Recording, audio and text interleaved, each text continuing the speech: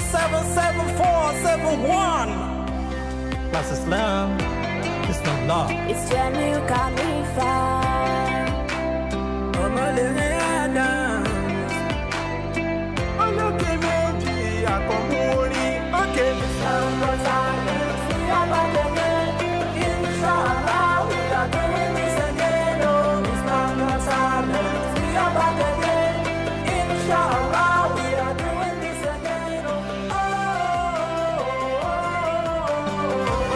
That's Islam. It's not law. It's Jamil Khalifa.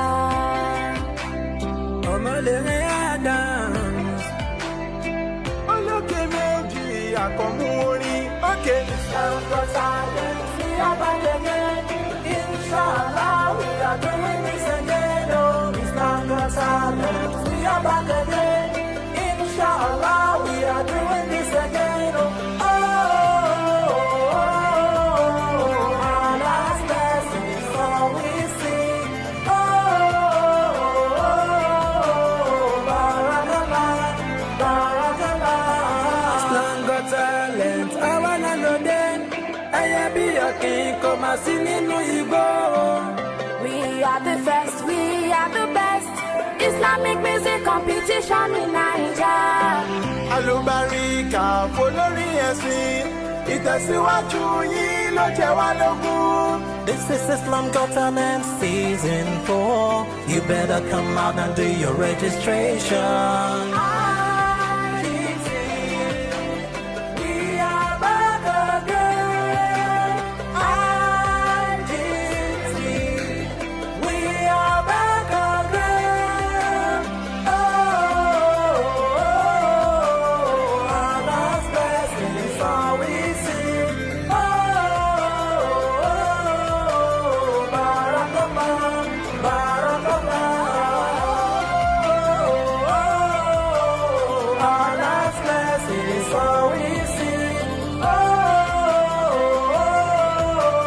Barakallah, Yeah, this is Islam Got Talent Season 4. You know we've been doing this so long and then on. To register is 09016077471.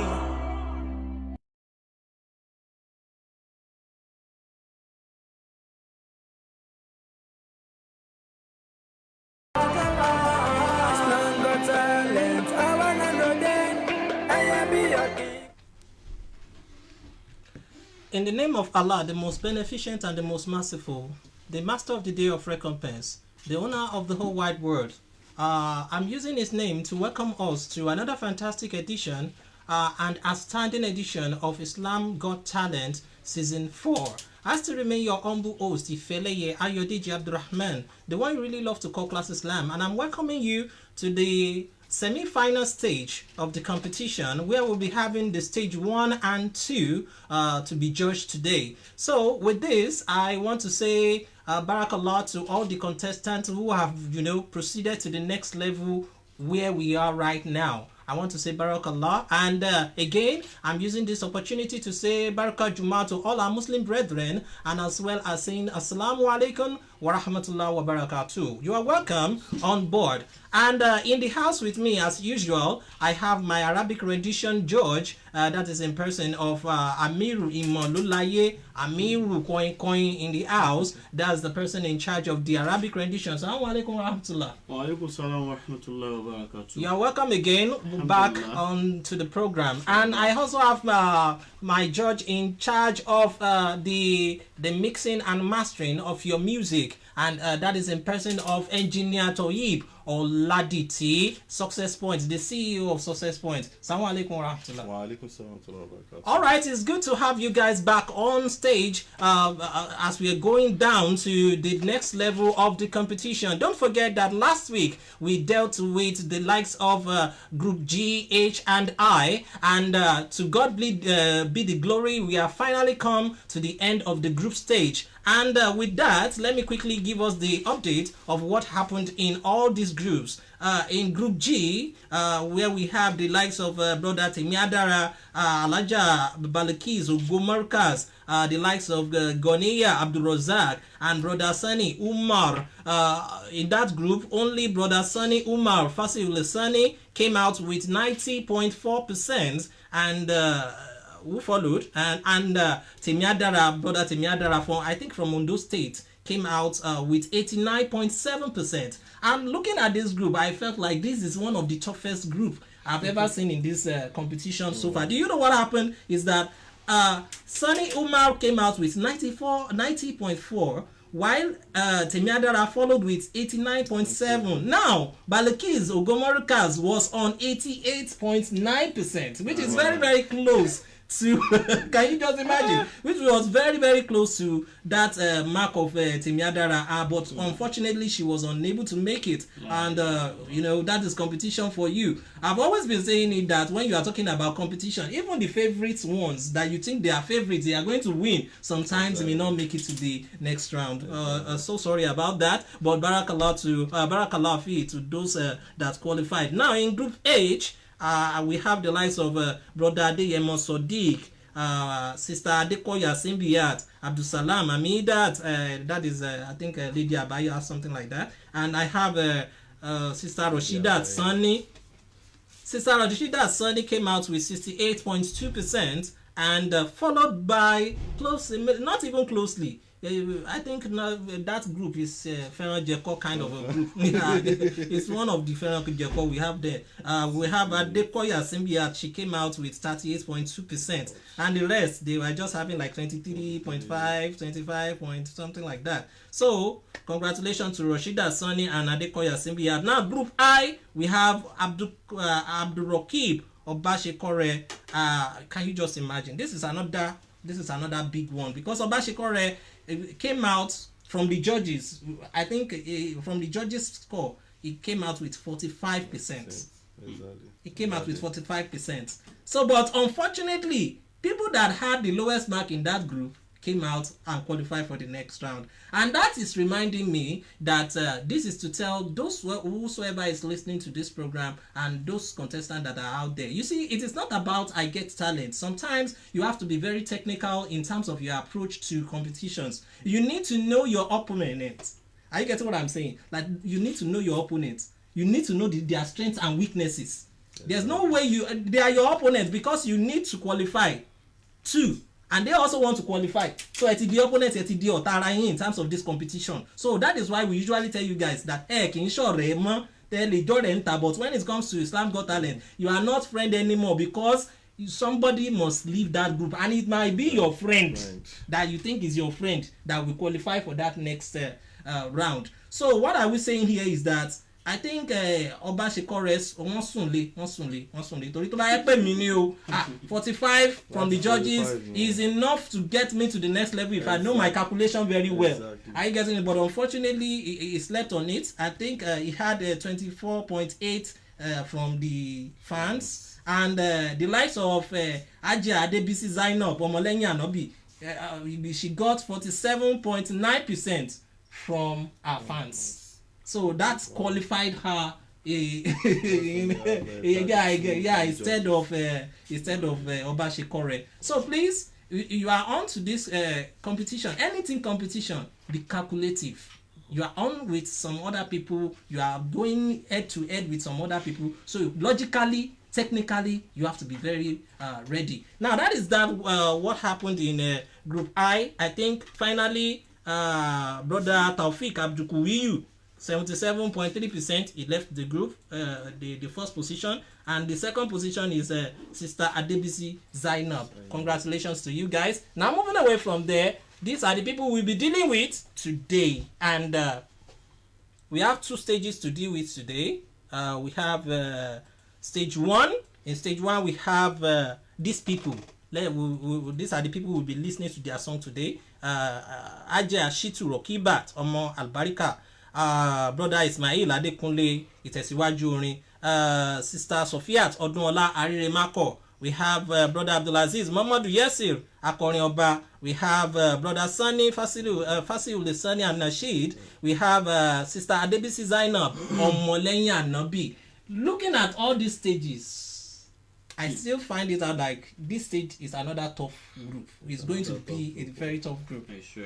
Can't you just see that? If you remember Rokiba very well, Rokiba also left our group with 90 something points. I think 94 points.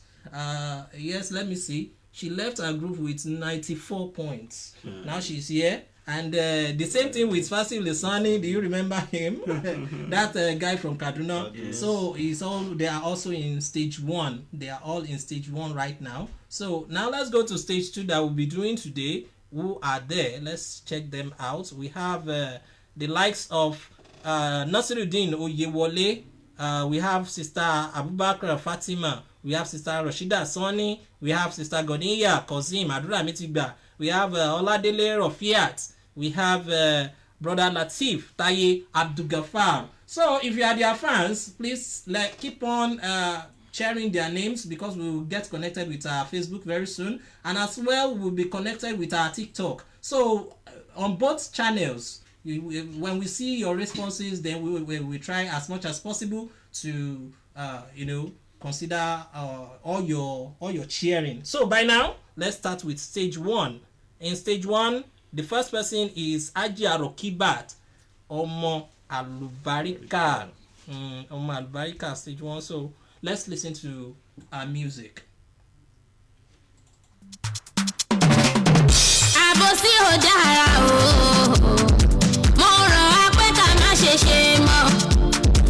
Alábòsí kì í gòkè, nítorí pé ojú kan wọ́n ń gbé.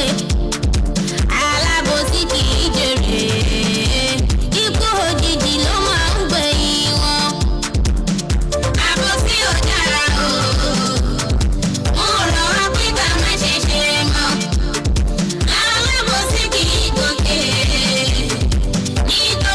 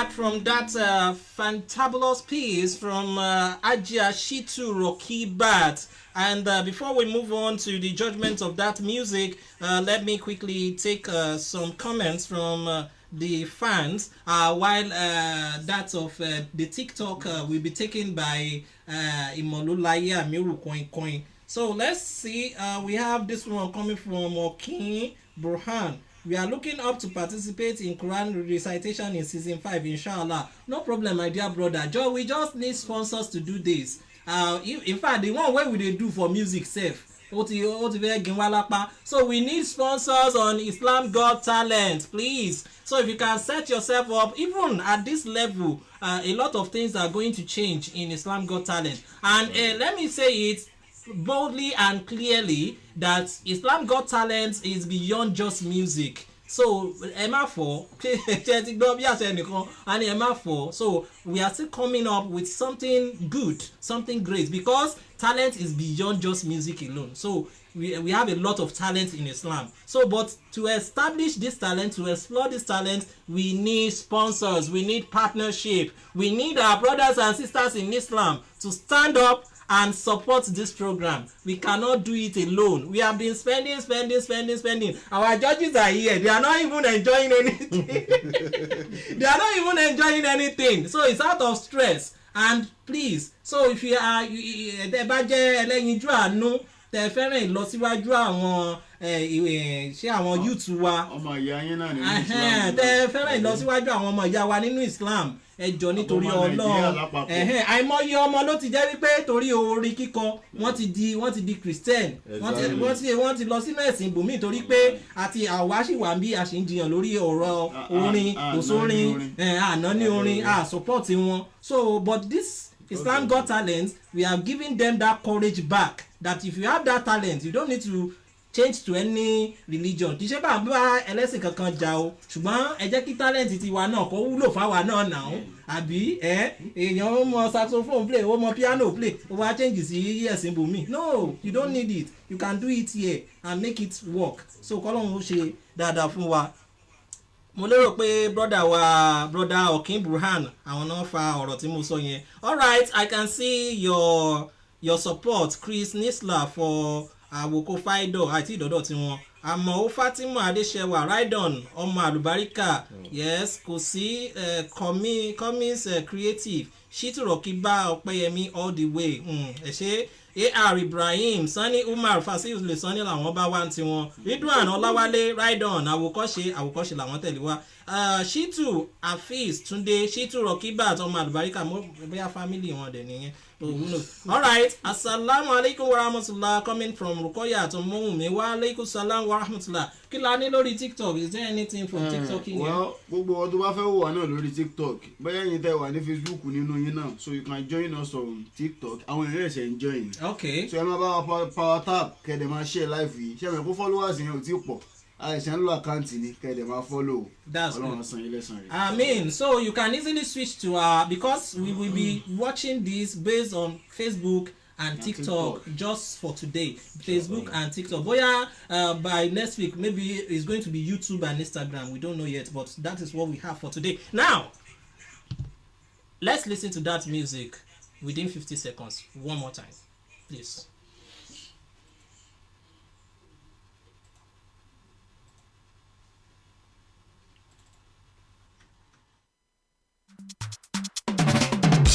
Àbòsí ò dára o, mo rọ̀ á pé ká má ṣe ṣe mọ́.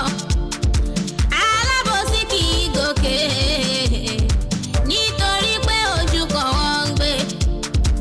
Alábòsí kì í jèrè, ikú òjijì ló máa ń gbẹ̀yìn wọn. Àbòsí ò dára o, mo rọ̀ á pé ká má ṣe ṣe mọ́. Alábòsí kì í gòkè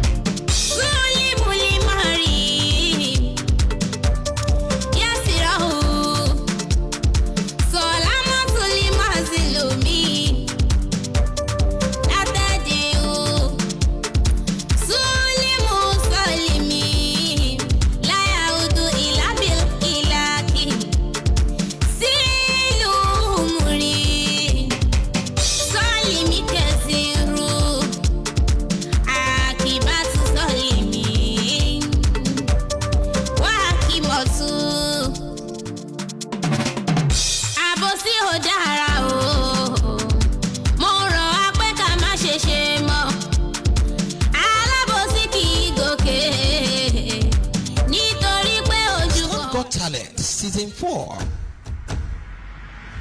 Barakallah.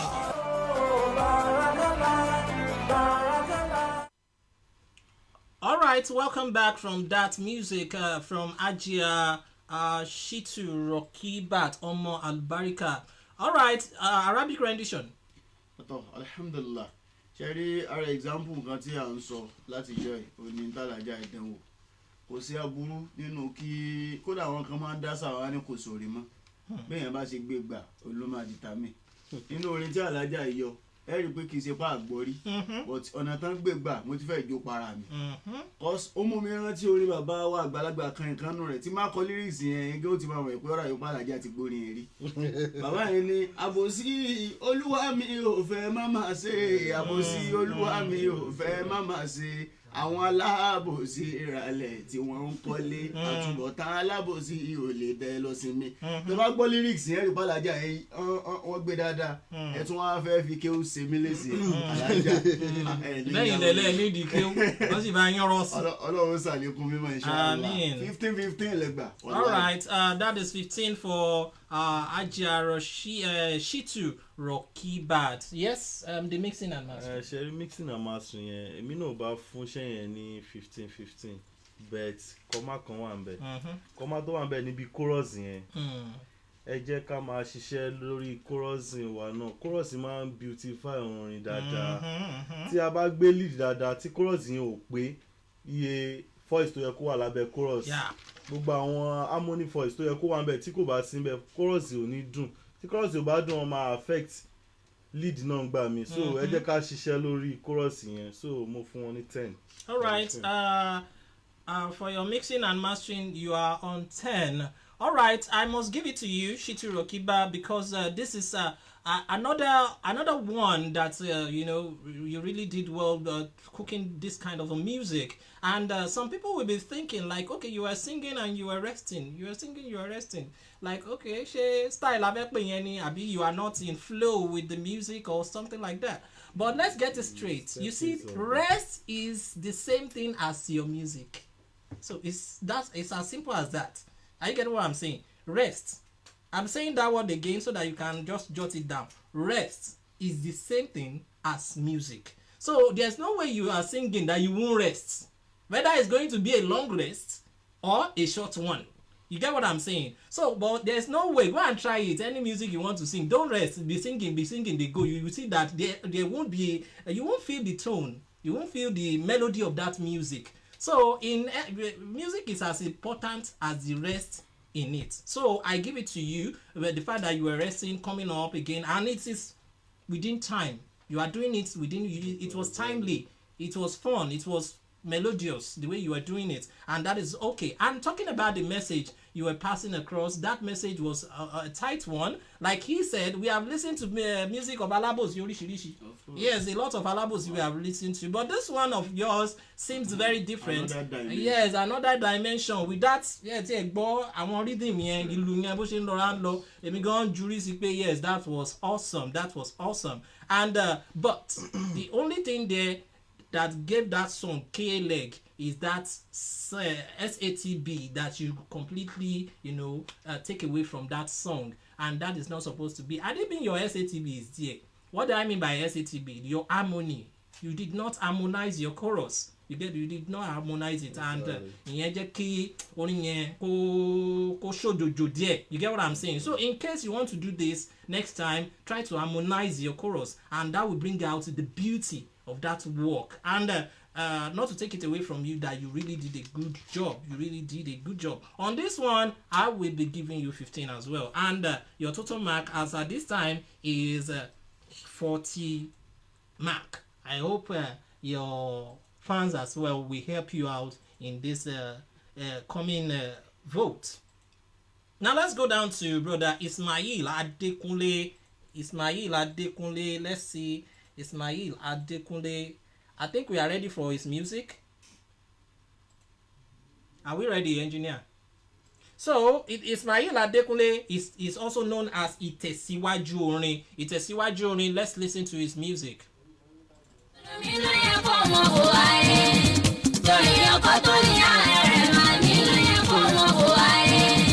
Torí ọkọ tó ní ààrẹ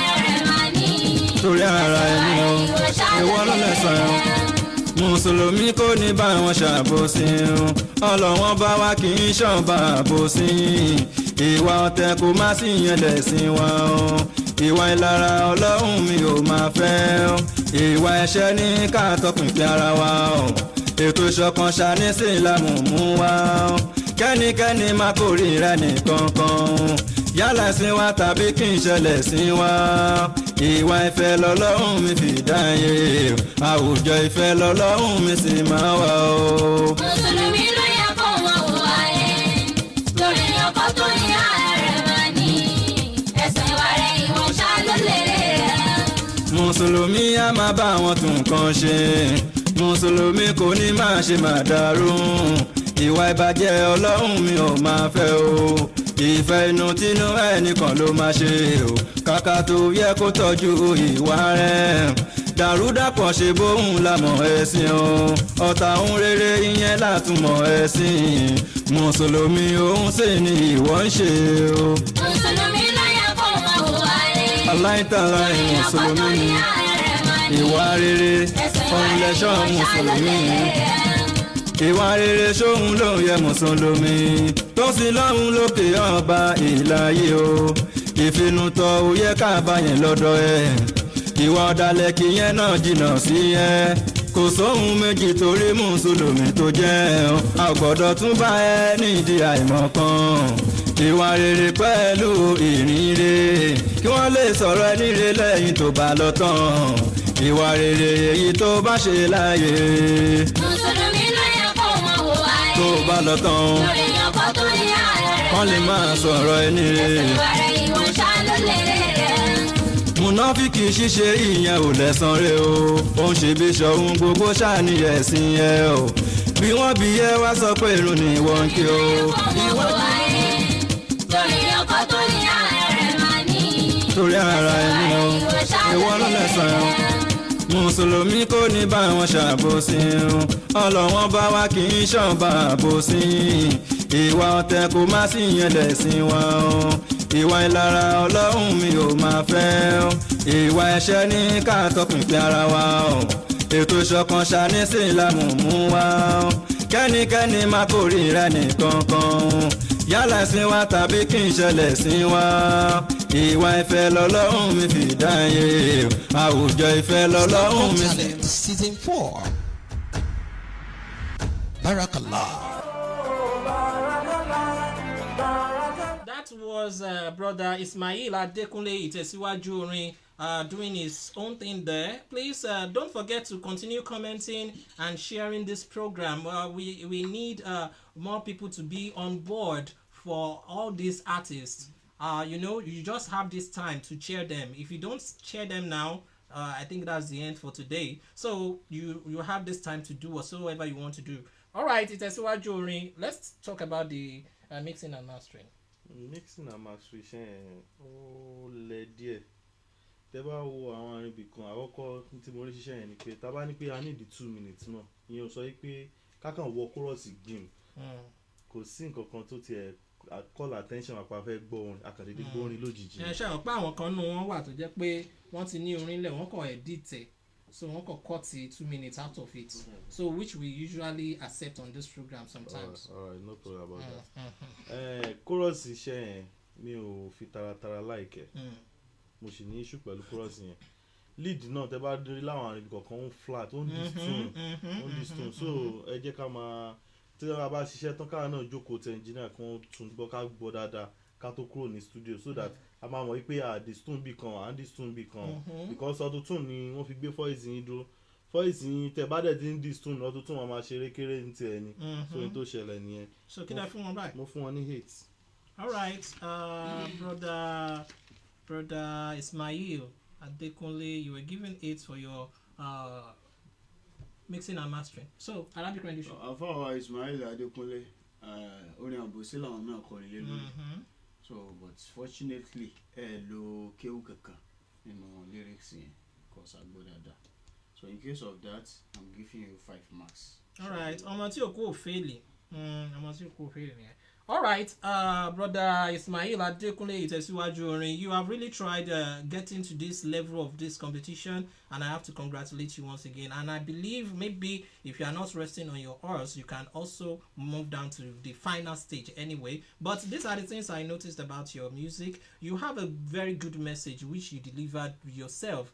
Those words are very witty, they are very meaningful, and gẹ́gẹ́ bí olórin tó jọmọ́ ti ẹ̀sìn Islam, èèyàn máa ń fi orin ṣe wáàsí ni, a sì ti rí ọ̀pọ̀lọpọ̀ àwọn olórin tó jẹ́ wípé oníwáàsí indirectly náà ni àwọn náà.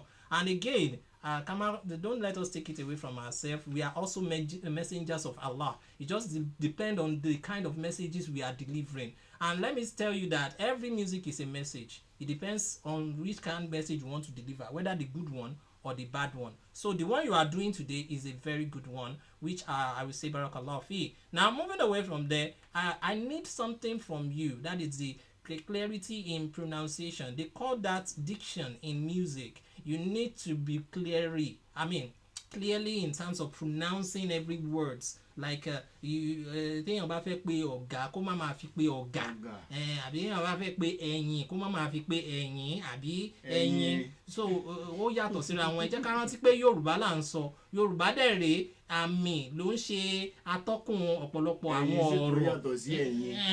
Ẹ̀yìn sì tún yàtọ̀ sí ẹ̀yìn. Ìyàtọ̀ wà láàrin ẹ̀yìn àti ẹ̀yìn àti bẹ́ẹ̀ yẹn lọ. So you know the way you want to pronounce it. So it's also there. So please, you have to work on that as well. And moving away from there, he also mentioned here that you are flattening as you are singing. You see, I think most of the time, if you want to do your music, try to have a kind of relationship with your either producer or your sound engineer. Are you getting it? You are the owner of the music. I don't know why some engineers or sound engineers will just take total control of your music from you, and that is because maybe you yourself did not have the elementary basics of that musical knowledge. Because if you have it, you need to rub minds. It's not like no, it is your music. You have you are the one that built the notion. Are you getting it? So your sound engineer need to listen to you, and you need to work together to get the best out of it. So a position whereby you are now offing, bóyá ẹ sọ fún engineer yín pé ẹ ti ń họ́ọ̀fù ni, àbí engineer náà ló dẹ̀rùn mọ́ yín lára pé kò kú ní sọ̀rọ̀. So and at the end of the day òun lẹ gbé kalẹ̀ yìí nísìn, so tí ò fẹ́ jọ ara wọn bó ṣe yẹ kó jọra wọn. So in case of next time, try to work on that. May Allah subhanahu wa ta'ala help you on that. So I think I'll be giving you 11 on this, and your total marking here. What do we have? I think we have 8 plus 5, 13 plus 12, 11, that is 24. All right, now let's go down to. We have comments here. Yes, let's have the comment from on TikTok here, àwọn èèyàn wọ́n ti ń gbórí wọlé. They are encouraging. Okay. So from Fasiu Lisani and Nasheed. Okay. So he's commenting his name. Okay. So Aki Ajia, Queen of Arabian, thank you for double tapping your screen. Ajia Adirash, Lady Jeje, Salama, Walaikum Salam.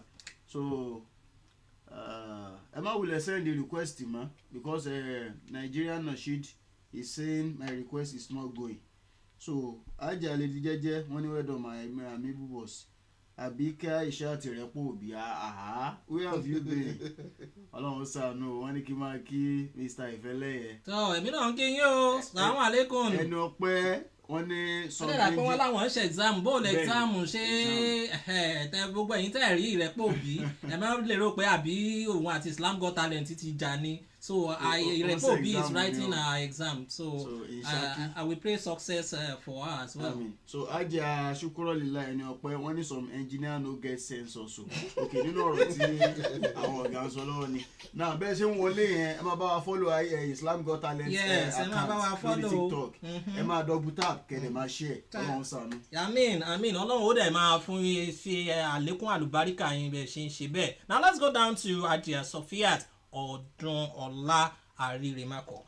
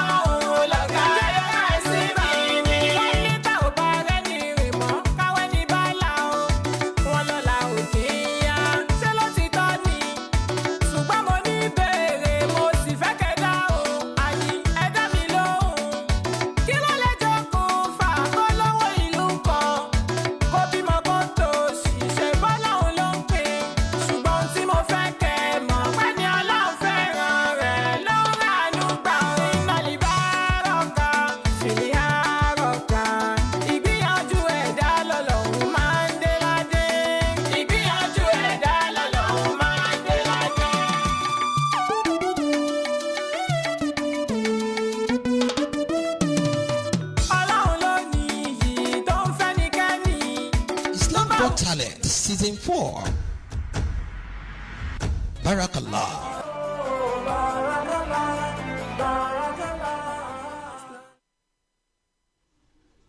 All right, welcome back from that Ajia Sophia Odunola Arire Mako in our music there. So I think that was another fantabulous piece coming all the way from that Ajia. So what do you say to what is dárúkọ àwọn kí ó fún yín pé I really kéèké? love kódà alájà tó sọ mi pé tẹ́tí gbọ́ ṣé tí mi lẹ̀ ayédèmọ́kàn mo ti láti mi o. So and I love how you, as in what you've used at the end of your music. Because ọwọ́ parí ni wọ́n lo kéwú. So ọ̀rọ̀ wọn fẹ́ jọ bí alájà tí a jọ́ọ̀jì ní iwájú lọ́nà náà ni. Ẹ rí i pé bóyá náà àwọn olórin kan náà ti ní kinní kan fìlẹ̀ araka o àlìbáraka lórí ìgbìyànjú lànà ọlọ́run máa ń dé. So àwọn náà lò wọ́n tún gbé gbà náà dá dimension. So ọlọ́run ní jẹ́ kó bàjẹ́. Alájà, I'm giving you 15 marks. All right, Alaja, you are having 15 marks from your Arabic rendition. Yes. Mixing and mastering, mo like it, fine. Mo dẹ̀ máa fún wọn ní 15, but ẹ bá wa sọ fún engineer yẹn kí wọ́n bá wa mójútó chorus yẹn tẹ́ bá gbọ́ ó ń sound somehow létí chorus yẹn kò jáde síta dáadáa exactly. So ẹ bá wa sọ fún mo dẹ̀ ń gbọ́ àwọn harmony voice kan lábẹ́nú lọ́hùn tí kò jáde tó dáadáa, so ẹ bá wa sọ fún engineer yẹn kí wọ́n bá wa ṣiṣẹ́ lórí chorus yẹn dáadáa. So I give her 15.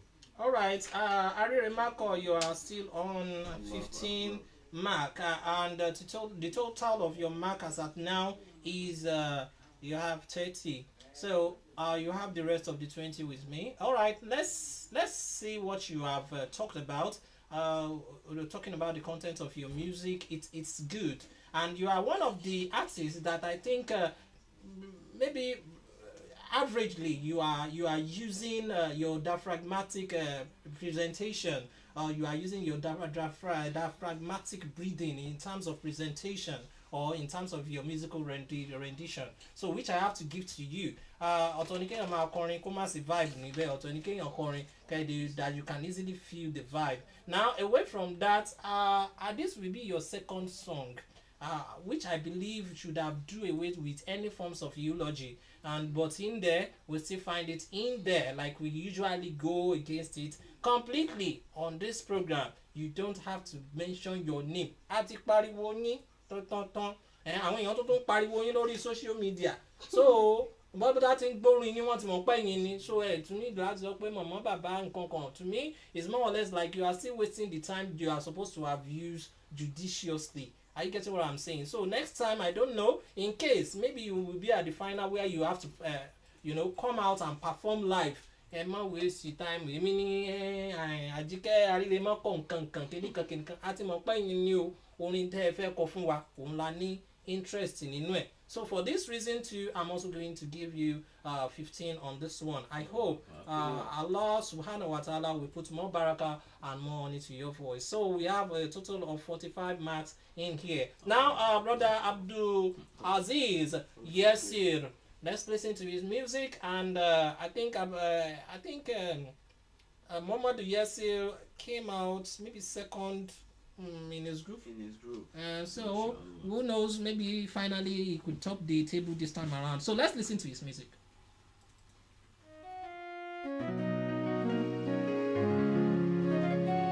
أعوذ بالله من الشيطان الرجيم بسم الله الرحمن الرحيم الذين يذكرون الله قياما وقعودا وعلى جنوبهم ويتفكرون في خلق السماوات والأرض ربنا ما خلقت هذا باطلا سبحانك فقنا عذاب النار.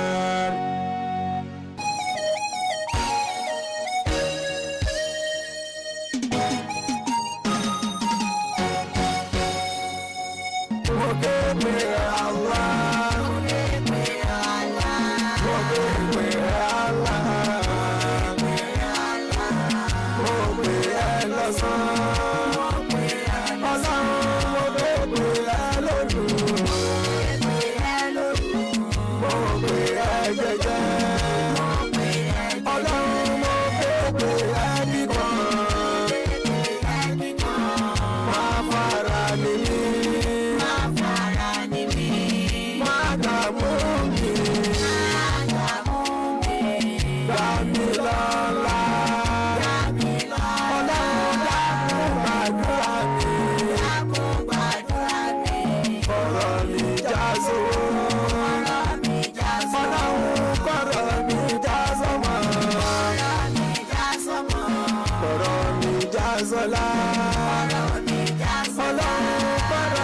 Islam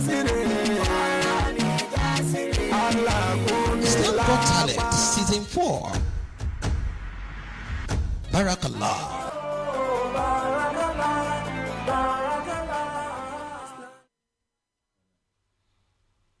All right, welcome back from Brother Abdulaziz Muhammad Yasir Akorin Oba. That was another fantabulous piece coming all the way from him.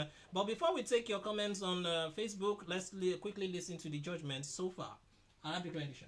Alhamdulillah, Haji Yasir, tí èèyàn bá ti gbọ́ ìbẹ̀rẹ̀ orin yẹn pẹ̀lú rọ́bà náà tí wọ́n lò yẹn ẹ ti mọ̀ pé bí orin àdúrà bí nǹkan kan náà ló fẹ́ jẹ́. So alhamdulillah fọ́kọ̀ orin àdúrà náà ni wọ́n padà kọ ní Yorùbá because tí mo ti expect ní Yorùbá pẹ̀lú rọ́bà náà tẹ́ ẹ ké yìí ìwọ̀n tẹ́ ẹ fẹ́ kọ lẹ́yìn ẹ̀ Ọlọ́run ṣàlékún rẹ̀. I'm giving you 15 marks. All right, Amiru Ìmọ̀lóláyé wọ́n bù wá sí òde lónìí ní so wọ́n sà ń ṣe fada Christmas lọ ní bẹ́ẹ̀ àwọn náà dẹ̀ ti kó dání lẹ̀ so ọmọ kan wọn tó bá ti lù báyìí sáwọn gba 15 lọ ní ó wá depend lórí bó bá ṣe lò ó. All right, so don't test us on that one. All right. Sorry, àti mú tilẹ̀ kan 15 marks ní afún Haji Yasir. Sorry, ẹ̀yin tẹ́ wà lórí TikTok. Okay, so kí ni ẹ̀yin ní sí? Mixing and mastering yẹn ó kù díẹ̀ káàtó. Tẹ́ bá gbọ́ iṣẹ́ yẹn ìgbà tá àti kọ́kọ́ fọ́lùm ẹ̀ mò ń fetí gbọ́ lọ́ba tí wọ́n padà fọ́lùm kí ni ẹ̀rí pé ó ń fọ́n. Tẹ́ bá notice ẹ̀ dáadáa iṣẹ́ yẹn ò ṣùjọ́ tó. So ẹ jọ̀ọ́ ẹ bá sọ fún engineer yẹn kán bá mójútó iṣẹ́ yẹn ó ń fọ́n. Tí wọ́n bá fún ní fọ́lùm ó ń fọ́n. So ó kù sọ mastering iṣẹ́ yẹn ò balance tó. Okay. So mo fún wọn ní 15. All right, Haji Yasir, you are also giving 15 on that. To the body of your music, these are the things I want you to put into consideration, and I have to give it to you that you also diverted your kind of should I say your kind of music into another level in terms of introducing what we know as call and response in your music. And call and response goes a long way when it comes to music like this. So so that is what we call call and response in music, and which you really do to that. And again, that intro, that musical intro, that musical interlude that was played between your a cappella and that bridge between that a cappella and the body of the music. Wow, that was awesome. Coming from your maybe your sound engineer there. So I have to give it to the person. But finally, what I just noticed was that as that song they go, I was expecting that you will come up with something that will round off that tune. Are you getting it? So you are just da da da da da da la la la la la la something as in I personally I was thinking that finally something will come up. I don't know whether that thing is still at the front of the music. I don't know, but it has taken too long. Are you getting what I'm saying? That is why teacher call me Okuku Bori, but I was hoping that something should round off that call and response. Exactly. You get what I'm saying? So when you have call and response like that, something must round it off like a chorus that will join you and the people that has been responding together. You get what I'm saying? So nǹkan kan máa wà tó jẹ́ wípé yóò wá kó ẹ̀yin àtàwọn tí wọ́n ti ń respond yẹn yóò kó yín pọ̀ tí ó dàbí body tí ó dàbí the major chorus for that music. Ní èyí tẹ́mi expect látàárọ̀ ṣùgbọ́n tí mi ò rí ń bẹ̀. So bóyá táìmù yín tí ẹ wá ń lò ẹ ti lò lórí but in case of another time you can easily just I mean, what is happening with timely, being timely with it. So nǹkan tá a fẹ́ gbọ́ yẹn ká dẹ̀ gbọ́ at the end of that music. Though gẹ́gẹ́ bí àfáà ti ṣe sọ wọ́n ní orin àdúrà ni nǹkan tẹ́ ẹ fi bẹ̀rẹ̀ adẹ̀ rí ìmísí àdúrà ń bẹ. So gẹ́gẹ́ bí olórin tó jọmọ́ ti ẹ̀sìn Islam àdúrà náà is part of part of our music as well, something that we use to pray all the time. So which I will also give that to you as well. So but next time try to notice that in case you may be at the final and we ask you to sing. So but here I'm going to give you 14 on that, and you have that is 44. That is 44 on this one. Now let's go to that man from Kaduna State. That is Fasil Sani Umar. All right, now let's go there and listen to Fasil Sani Umar. فصيح اللسان يا حبيب الله يا حبيبي يا حبيب الله يا حبيبي يا حبيب الله يا حبيبي يا حبيب الله يا حبيب الله خير خلق الله قلبنا يرتوي بالحب كرسول الله أنت كنز الله يا ابن عبد الله صل يا ربي عليه مصطفى أمين الله يا حبيب الله يا حبيبي يا حبيب الله يا حبيبي يا حبيب الله يا حبيبي يا حبيب الله يا حبيبي You are free to all, so you guide all the universe. A life without you, I swear we'll be totally a mess. My beloved, you are the best. You're so different among the rest. Light upon a light, you are so perfect, Nabina. الصلاة والسلام عليك يا مرتبة الجامعة للأسماء والصفات محمد رسول الله يا حبيب الله يا حبيبي يا حبيب الله يا حبيبي يا حبيبي Barakallah.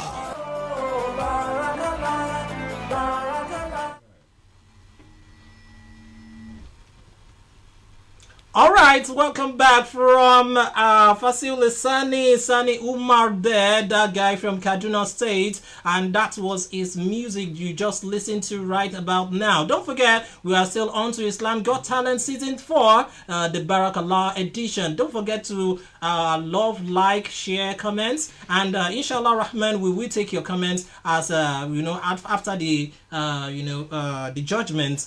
Fasil Sani.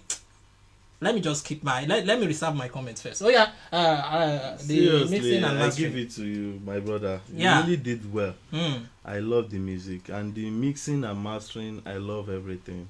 So I give him 15 marks. All right, Fasil Sani, you are given 15 marks from the mixing and mastering level. Now let's talk about the Arabic rendition. So, Sayyid Fasil Lisani, may Almighty Allah reward you abundantly. Amen. Because one of the special thing, which is even one of the best thing in music, in Islamized music, is to sing and praise Prophet Muhammad sallallahu alaihi wasallam. So I love your pattern. I think I'm hearing like Bandiri sound. Is that not? Yeah. MashaAllah, MashaAllah. Barakallahu fi. So I'm giving you 15 marks. All right, you are also given 15 marks based on what you have rendered so far, talking about your Arabic rendition. All right, Fasil Lisani, you are going somewhere, which I believe if you don't rest on your horse, you can go farther. You can even, go beyond your bounds, because when it comes to music and when it comes to exploring your talent, there is no boundary. You can go beyond your bounds. But in here, I think the only thing I just want us to correct, in case you want to come to the final of this, talent show, is that your diction. That English is sounding somehow. So we want a clarity of words next time you are trying to present things like this. But in terms of the content of your music, and when you get to there was an intermediate percussion that occurs where when you get to some certain point in your music, the way you go off and came back to that music was quite very awesome. And that is what we call dexterity in music. That is, it's not just singing all the time. Do something extraordinary. Let people feel that you have that, you really have that talent, and that will go a long way in helping you. So for this, I think I'm going to give you 17 out of my 20, because you will be the second contestant in this segment that I will be giving 17 out of 20. I think the first person had 18. So I'm going to be giving you 17 on this, but try as much as possible to work on things we have been talking about, because it's going to help your musical career if you can. And I think what we have here is a total of 47 mark. Barakallah fi. Now let's move down to Ajia Adebisi Zainab. That's the lady that usually sing like Awoko Arewa. Yes, Arewa Akmole. So she really sounds like her. So let's see what she has for us this time around. Power tap your screen on TikTok.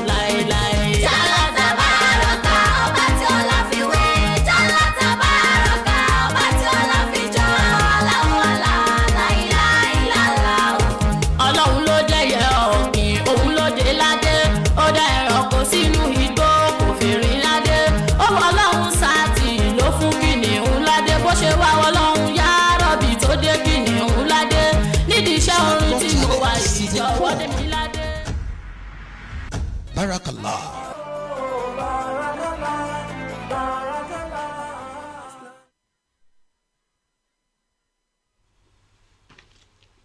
Alright, Ajia Adebisi Zainab Omoleyin Anabi. This time around, I think this girl or this woman or this lady, she came back with another full force in here, doing what she knows how to do. And I must give it to you guys that you are really doing great. You are really doing great.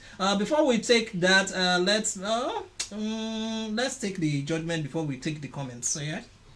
And mixing and mastering, sharing. Oh, wow, okay. I love it. Wow, okay. So F1 15. All right, the mixing and mastering, they said it's okay. 15 there. Yes. Arabic rendition. MashaAllah. Ajia Omoleyin Anabi Zainab. Ọlọ́run ó ṣe àlékún oore. God bless you. Amen. I love the pattern of the lyrics, and also téèyàn bá ti gbọ́ kéwú tí alájà kà nísàlẹ̀ níbẹ̀rẹ̀ rádà, so yóò ti mọ̀ pé ẹni ẹ fẹ́ jẹ́ ká mọ̀ nípa títóbi Ọlọ́run ọba. So I love your So I'm giving you 15 marks. All right, he's also giving you 15 marks on this one. Mo ti ẹ̀ ti fẹ́ jó para mi. All right, now let's talk about your music, the body of your music. Yes, I should give it to you. You have that sonorous voice, which you are using very well, and I want to salute you for that. So don't rest. You can go further. It doesn't matter or what comes out of this competition at the end of the day. So this is your lane. So please try as much as you can to do more work. Your best is yet to come.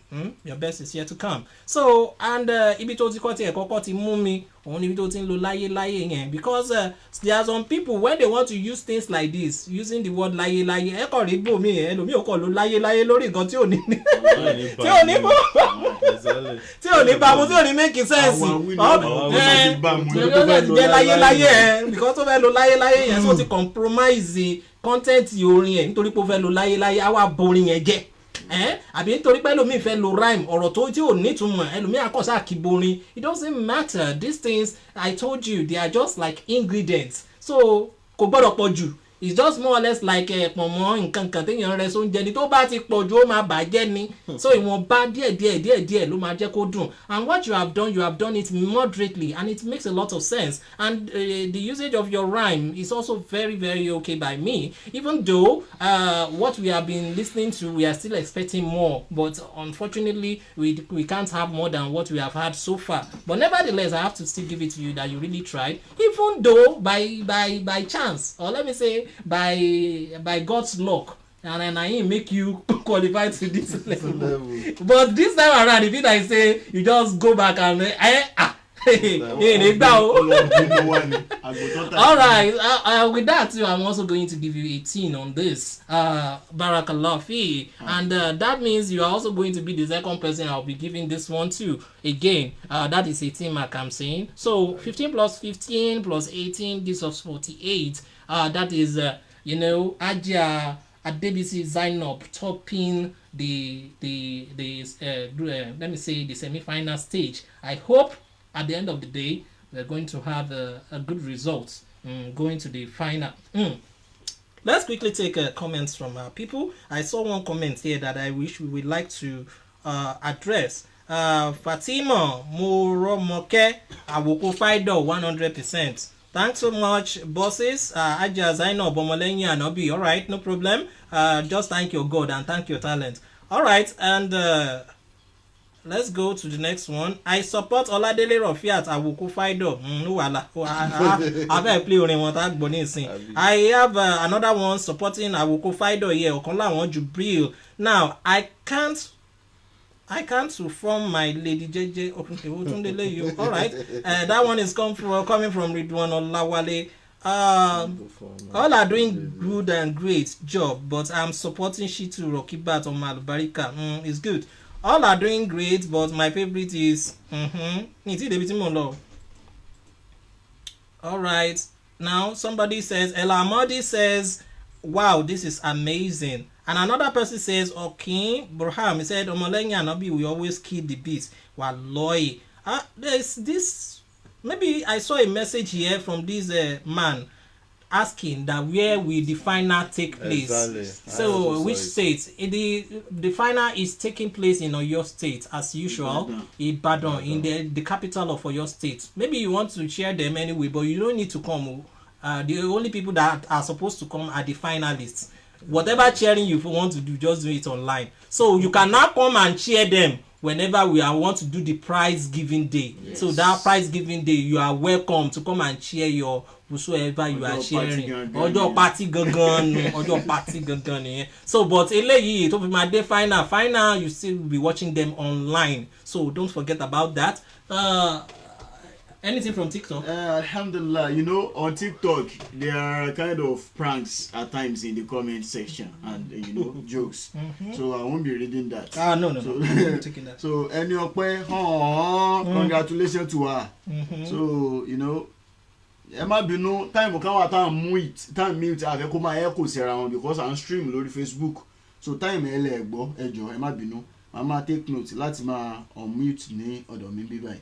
so àwọn èèyàn comment lóríṣiríṣi mo ń stroll àwọn comment yẹn ni o so Nigerian nasheed artist wọ́n ní so Ameru sabi dance kòkòrò ní mi I love dancing after music so Haji Yesir Ameru tiwa so you know Ajia Khadija they are saying amen Eniope fantastic music so they are I think that's all for now I can't Olawale from Olawale I can't wait to hear from Lady Jeje song agbola ipe inshallah ọ̀dọ̀ wọn náà là ń lọ nísìnyí Eniope she's saying I love her dimension I think that's Ajia Zainab Ọmọlẹ́yìn Ànábì so bí ó ṣe jẹ́ nìyẹn ẹ má gbàgbé lórí TikTok ẹ̀yin tẹ́ wà ní Facebook náà ẹ wá follow wa ẹ follow Islam Got Talent lórí TikTok ẹ make sure pé ẹ follow that's important IGTF Nigeria underscore Nigeria so that is go and follow on TikTok ẹ̀yin tẹ́ dẹ̀ ń wò if you are watching us kindly power tap your screen and keep sharing. All right, now let's move down to the semi-final stage 2 where we have the likes of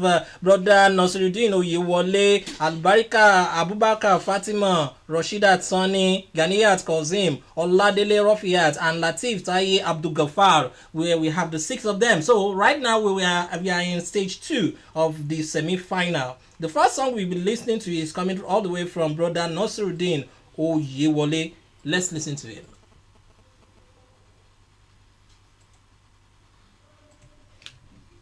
Islam Got Talent Season 4.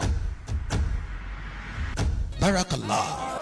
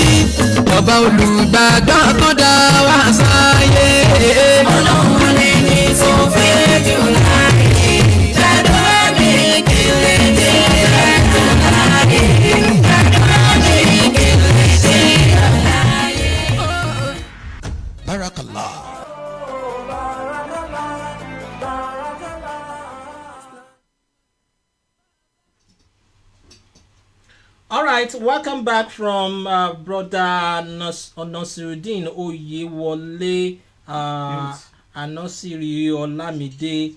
That was another fantabulous piece coming from him over there. So Arabic rendition. Oh, Alhamdulillah. Afawa and Nasiri. Fortunately, well, I love your lyrics, so okay, but hello, kill. Anabi let it dark or ó pọ̀ So you know them I put about local and I don't have choice. I supposed to give you 0, but I'm giving you 5 marks. Inshallah. All right, 5. Mixing and mastering. Mixing and mastering, I'll give him 10 because the bá wo ṣe yẹn ó ń fọ́n díẹ̀díẹ̀ ó ń fọ́n so ó fún wọn ní 10. All right, Anosiri, you are given 10. And talking about the content and the body of your music, I don't know whether because that song was kind of an edited song whereby you caught it from somewhere. Maybe àwọn ibi tó yẹ kẹ́ ẹ gé tó jẹ́ wípé bóyá ibi tí K4 sí ẹ̀ gé bẹ́ẹ̀. And though ibi tẹ́ ẹ gé, it is filled with content that someone can really relate with when you are talking about the Holy Prophet Muhammad sallallahu alaihi wasallam. So you really did a good job there listening to it, and especially when we are talking about semi-indigenous Islamized music. Let me say semi-indigenous Islamized music. Then that is something relating with our indigenous music here, and you are doing something like that, so which I can really relate with, and I can say kudos to that. Kudos to you for doing that. So even though I couldn't feel much vibe in that music, like I couldn't feel something, something fantastic, as in something musical, something personal, as in something coming from your inside in that music as much as I expected it. But nevertheless, I would say you still tried your best. So on this, I will give you 15, and the total mark you have in here is 30. Let's hope your fans help you out, because this is the group is still very much open. This is stage 2. Stage 1 stage 1 all right, now let's go to the next but before we do that, I am looking at a comment here which I would love to address. I would suggest maybe we should be reading the comment after every something. Yes, yeah. Okay. I saw something in here. Yes, I want to chip in something as well. This man Dapsin Akiade, he said, honestly, they are all performing excellently, but in any competition, someone has to be the first while other will follow, and that is the basic of what we call competition. When you say you have the passion, somebody's passion will be greater than your own. So please, and please, like we have always been saying it. Okay, so like we have always been saying it, everybody cannot contain the first position. Somebody will be at the first, somebody will be second, and the other person will be third, and then everybody cannot win it. Mind you are just 36, and out of 36 now, I think we have 18, and out of this 18 now, 9 is going home, 9 will stay. So in this group that we have right now, only 3 is moving from that group to the next level of another stage. So please, if it's not your sister, na him Fidiremi, or na your brother, try to take it cool. We know that it is not easy to accept loss or to accept defeat, but it is still part of being matured, or part of maturity, that this is a competition. Everybody cannot win. You can only win within your heart that yes, coming to participate in Islam Got Talent is a win on itself. But at the same time, you still have to, consider some other thing. Yes, I don't know that comment coming from Okay Ibrahim. He said we are looking forward to contribute in next season. Is that it? Okay. Yes. In Al Quran recitation, inshallah, may Allah guide us through a true sheikh. All right, no problem. Like I said earlier, Islam Got Talent is yet to start. All these things we are doing now, it's just press up, small. We are still pressing up. We have not started yet. Go and look the likes of America Got Talent, Get Nigerian Idol, and many other things. You will know that we have not started, and that is why continue to share, like, comment on this program. It will help us to maybe connect with somebody that will look at into this program and help us to achieve whatever we want to achieve. Follow us. And follow us. So please, if we have established this foundation to help our brothers and sisters in Islam. So there's no way that anybody is coming on board to sponsor us that they won't enjoy it. So please try to comment, like, share, and share it to people that matters. Thank you. May Allah subhanahu wa ta'ala help us all. there's Arabic díẹ̀ o àná sì rí ní Arabic wà nínú nǹkan tó ń kọ o please listen well sir. All right, please kindly play. Can you play again, please? Let's play again. Kó má yẹ pé àwọn áńgẹ́lì kan tẹ̀ lórí yẹn. Tí ò yẹ ká gbára bí credit. So when I hear it myself. All right, let's listen to that song again. Let's listen to that song.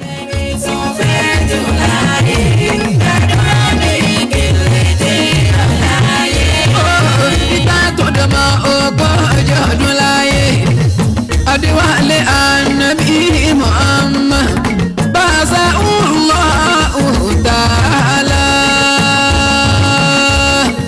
bashiran naziran wadaiya ilali akibi izinillahi basiraja munira lọ́lọ́wọ́ gbèdìde ní òjíṣẹ́ sí gbogbo ayé àlùjọ́nù pẹ̀lẹ́ yàn kó fọyé nírò nípa àlìjọ náà kó sì kìlọ̀ nípa náà ọba ńlá kó sì pèpè sọ́jọ́ náà òjò náà. Talent Season 4. Barakallah.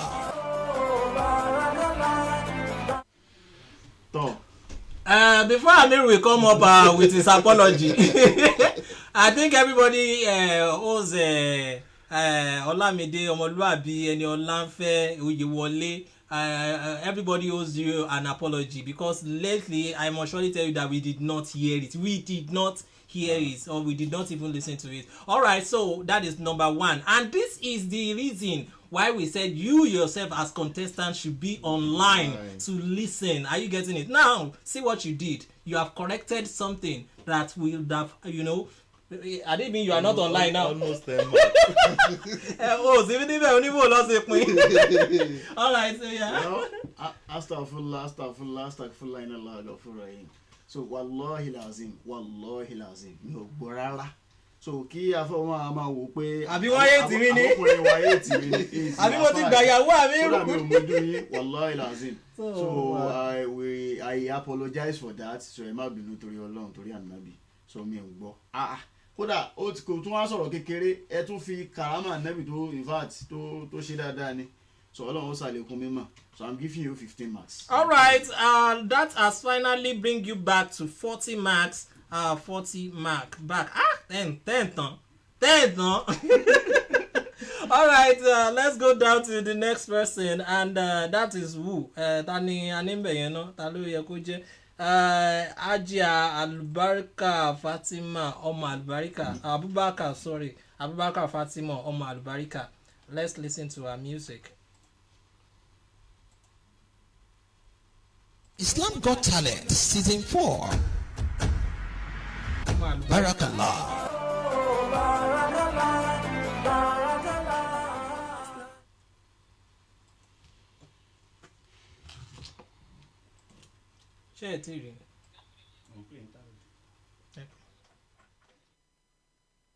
أعوذ بالله من الشيطان الرجيم بسم الله الرحمن الرحيم إن الله وملائكته يصلون على النبي يا أيها الذين آمنوا صلوا عليه وسلموا تسليما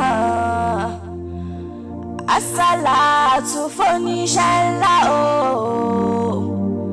الصلاة فنشلا الصلاة فنشلا الصلاة فنشلا Ọlọ́run tó gbé Muhammad ká òun ló gbé karamọ̀ fún tó tún gbé ka everybody lọ dákun wá gbà wá náà ká àsálàtù fóníṣẹ́ ńlá dákun wá gbà wá náà ká àsálàtù fóníṣẹ́ ńlá.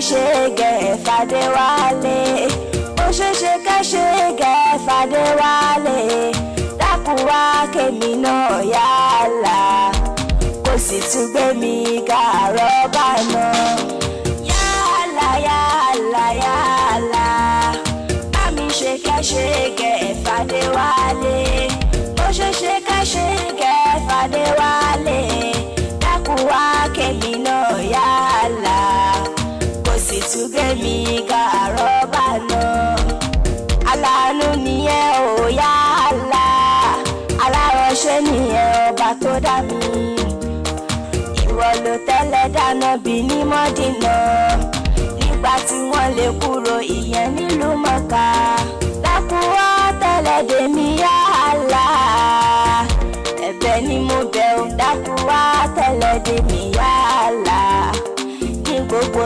ibikíbi tí ń bá lọ yálà yálà yálà bá mi ṣe kẹ́ṣẹ́gẹ́ fàdéwálé ó ṣe ṣe kẹ́ṣẹ́gẹ́ fàdéwálé dákun wá kémi náà yálà kó sì tún gbé mi gàrọ́ bàná ṣebí wọ́n lọ́ba tó kẹ́mu ọmọdún mi tó sì tún sọ́dí mọ́lẹ̀ lójú aráyé ọlọ́run àlùbáríkà ọláìmọ̀lẹ̀. Talent Season 4. Barakallah.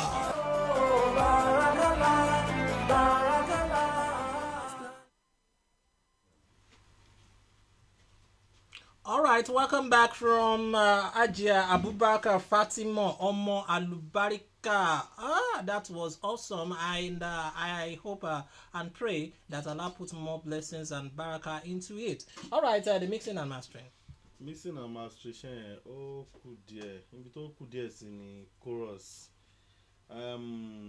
ìyá ọmọ àlùbáríkà ẹ jọ̀ọ́ ẹ máa fi harmony voice sí àwọn chorus yìí ẹ tún máa bá a sọ fún engineer kó máa mix chorus exactly bí wọ́n ṣe mix vocal kò kí ń jẹ́ ká mọ̀ ìyàtọ̀ ń bẹ̀ tẹ bá gbọ́ ṣẹ́yìn bá ṣe voice tá à ń gbọ́ lọ náà là ń gbọ́n bí chorus náà kò sí àtọ́nu gbogbo ẹ̀ so ibi tí error yẹn ti wá nìyẹn bí ṣẹ́yìn ṣe fine tó ibi tí error yẹn ṣe wá nìyẹn so mo fún wọn ní 10.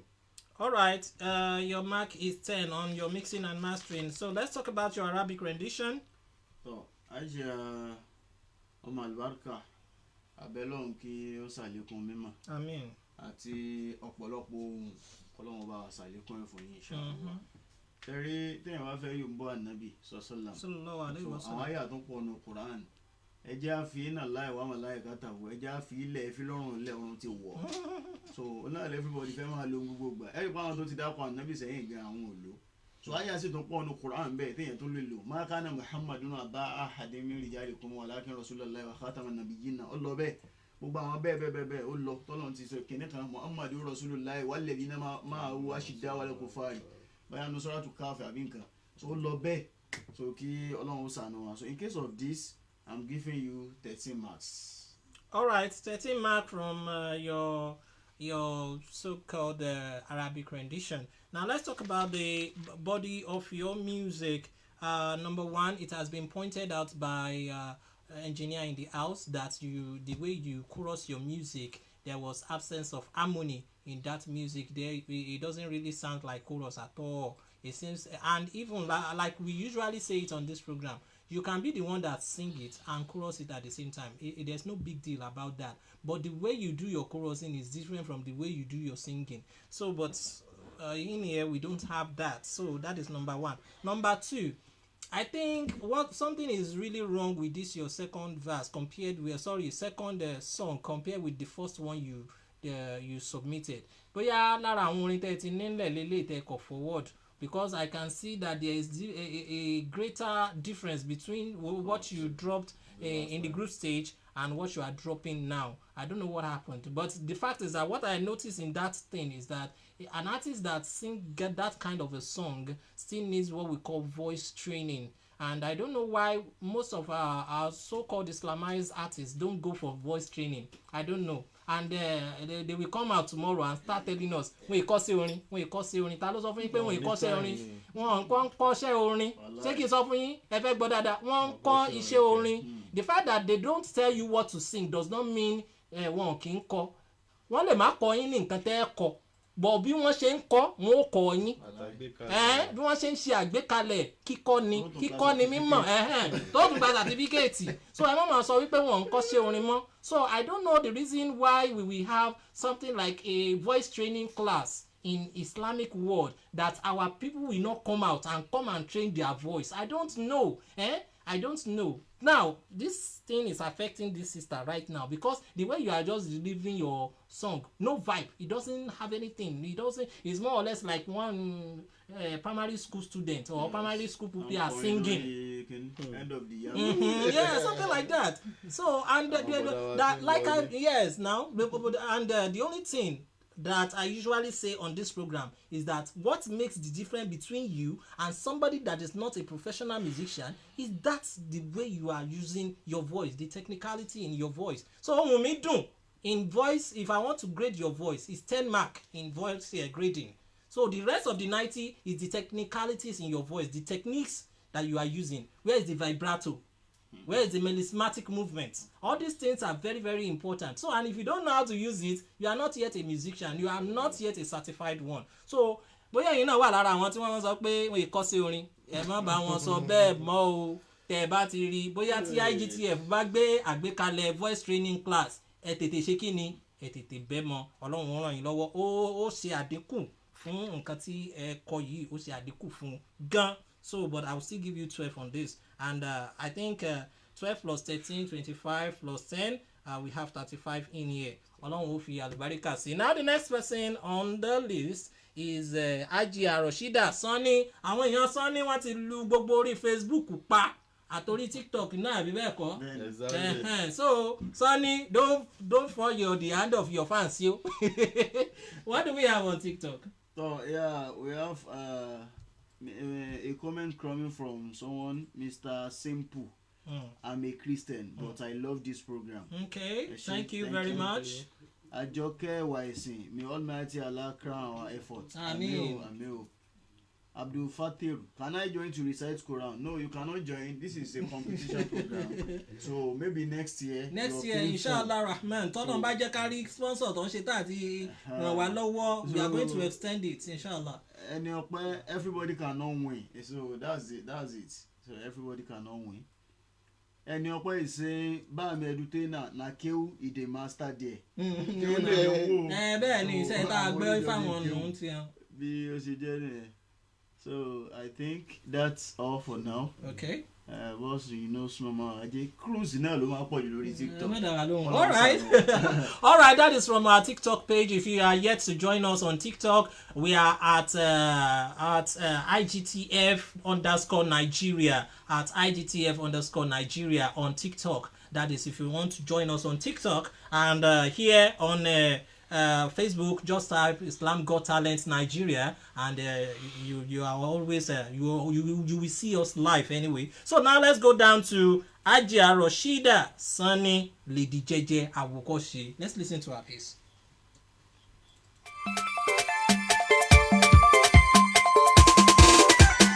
Ya alikum isha yi mapogan isha ina la ofiki sọ̀rọ̀ kọjá ìrọ̀rìn ẹ̀dá àwọn kò fàjọ wọn gẹ̀ẹ́gà Allah ya alikum isha yi mapogan isha ina la ofiki sọ̀rọ̀ kọjá ìrọ̀rìn ẹ̀dá àwọn kò fàjọ wọn gẹ̀ẹ́gà Allah ọ̀sà òkun bó ṣe tóbi tó.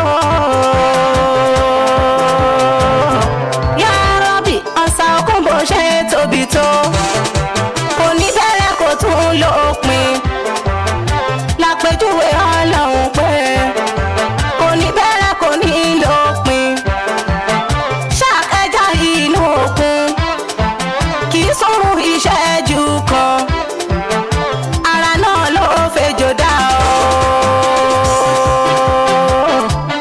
Ya Rabbi ara náà ló. Islam Got Talent Season 4. Barakallah.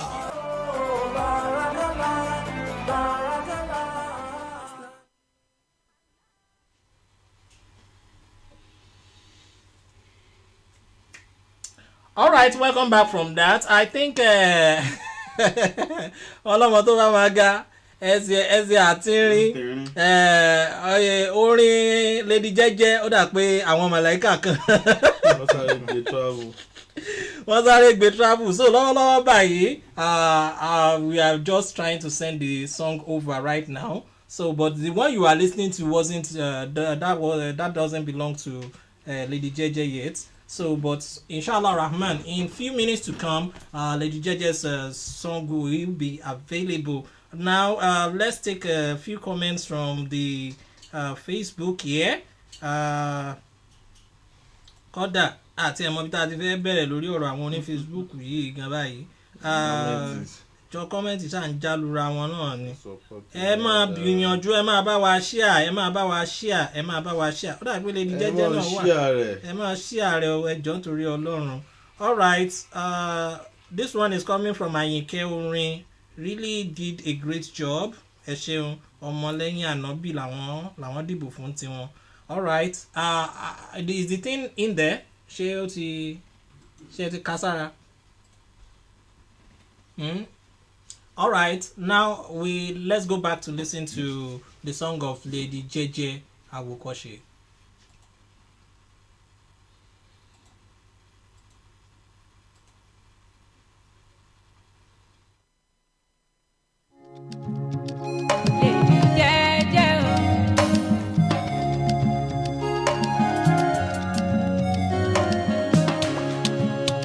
Ọba sì tọ́lọ́wọ́ ọba ṣẹ̀dá ọba tó tó níbo ni wọ́n bá wà kí ni wọ́n bá já mọ́ láyé.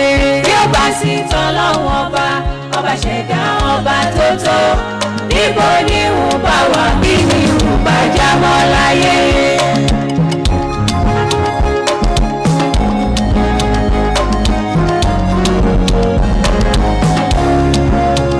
Ìlà kàlí amúdù. Lọ́ríjú àlá amúrínà bí kákàlọ́ mọ́kànà bí kéré kálá wàhálà bí àwọn oníkàlá àwọn lànà wàhálà bí àwọn oníkàlá àwọn lànà.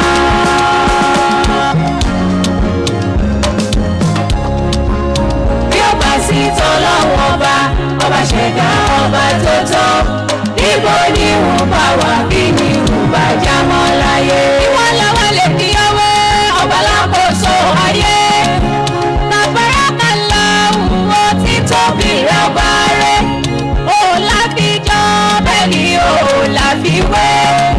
Ó ti ṣètò gbé sí ayé ẹ̀dá síwájú ká tó dáyé. Ẹgbẹ́ kan ò ní jábọ́ lára igi kọ́ lọ́wọ́ bá bọ̀ sí i. Mo mọ rírì rẹ̀ bó ṣe kàn sára sí ọ. Torí lẹ́yìn rẹ̀ Ọlọ́run kò sóòtì kò gbójúlé. Bí ó bá ṣe tán lọ́wọ́ ọba ṣẹ̀dá ọba tó tọ́. Níbo ni wọ́n bá wà kí ni wọ́n bá já mọ́ láyé.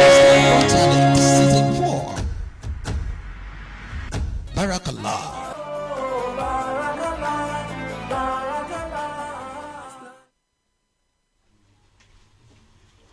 All right, that was from Ajia Rashida Sani Lady Jeje Awokoshe. I think a lot of people have been supporting this woman, and they really, I think she gave it to her fans the way she can. And I think also she came on board too. Àwọn náà ti ń gbóhùn sókè wọ́n lórin àwọn ọkọ nìyẹn àwa náà ti notice them bí already. So ẹ má kulẹ̀ stress ara yín. All right, let's listen from the mixing and mastering. The mixing and mastering is perfect. I love it. Ó kàn jẹ́ pé wọ́n sì bá a sọ fún engineer wọn ó ń fọ́n iṣẹ́ yẹn ń fọ́n mastering iṣẹ́ yẹn ló ń fọ́n mixing iṣẹ́ yẹn wà okay but mastering yẹn ó ń fọ́n output yẹn ti ń fọ́n jù but mo fún wọn ní 15 marks. All right, despite ipò fún gbogbo ẹ̀ ń ṣe mọ́ra wọn yẹn at least it's not the mixing was a good one. So all right, the Arabic rendition. Lady Jeje, barakallahu fi. I love as in the pattern of your music. So, and I really appreciate that. Kudos to you. So, in case of that, ẹ tún lo kíní láàrin, so ẹ̀yin náà lo kéwú tó dẹ̀ German 10. So, but put more effort. So I'm giving you 14 marks. All right, 14 marks to Lady JJ on this one. Coming back to the body and the content of your music, I think I noticed something about the person that is parting you. I don't know what that people wọ́n jẹ ẹ̀bà kan tó wá sí studio ńjọ́ yẹn. So ó dé àwọn ibì kan wọ́n fẹ́ máa flop iṣẹ́ yẹn, wọ́n fẹ́ máa da òkúta kínkìnkìn sínú gàrí yẹn. But fortunately enough, I think she corrected herself as the thing is progressing. So, but next time, that one, I think I can relate it with what we call rehearsal practice. That is, maybe you and that person did not do that practice very well. Or maybe if it is you yourself, maybe you did not really practice that the harmony of that music, because everything has to do with practicing first. And but a lot of us, we are in the habit of studio, so, and you need to practice everything. Even if you see there is no way. I saw Dr. Saeed Oshupa on Facebook. Was he not 2 days ago? Yes, doing rehearsals with his band. So you take time to do those things because it is part of the work. It is part of the process. Why will you call yourself a musician and you know the rehearse? Hey, my God, please, you. And these are the things we are talking about when we talk about learning something about music. Music, anybody ló wo òtẹ̀rù èyí tó fẹ́ fi fọn náà òun ló mú music ó fẹ́ ju bẹ́ẹ̀ ṣe ń wo yẹn lọ. So for that reason, I think you need to work on that. And away from that, we're talking about the style of your music. Yes, èmi náà mo fọ́ fún, and if you can maintain that kind of kind of melody like that, because aláwọn orin kan tó jẹ́ pé they are always maintaining such a melody like the one you previously did, and I hope the sky will be the stepping stone for you on that. So on this, I think I'm going to give you 17 on this, and your total mark in here we have 15 plus 14, that is 29 plus 17, and you in mathematics in your law school. Evan see abibo wa ni ṣé máàkì jẹjẹjẹ náà ló pọ̀ tó yìí tá a wá rí sí àmọ́ wàá ga ọ ṣé 29 ni àbí 17. àwọn èèyàn dẹ̀ sì lè máa ṣe lórí Facebook o. That's 46. So you have 46. Like we have Lady Jeje topping the group right now. So now let's go down to another Ajia in the house, and still talking about semi-final stage of Islam Got Talent season 2. Now let's go to Ajia Ganiya. Calls him Àdúrà mi ti gbà.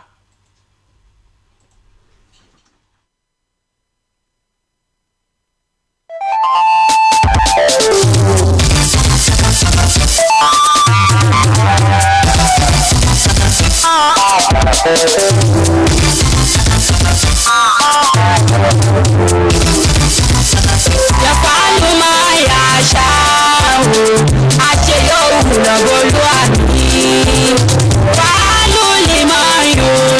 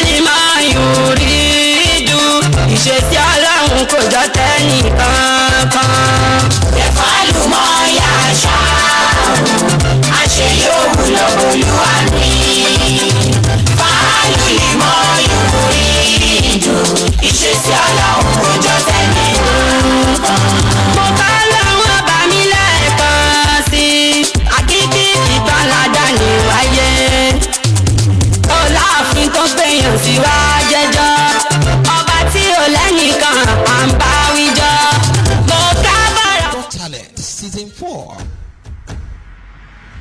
Barakallah.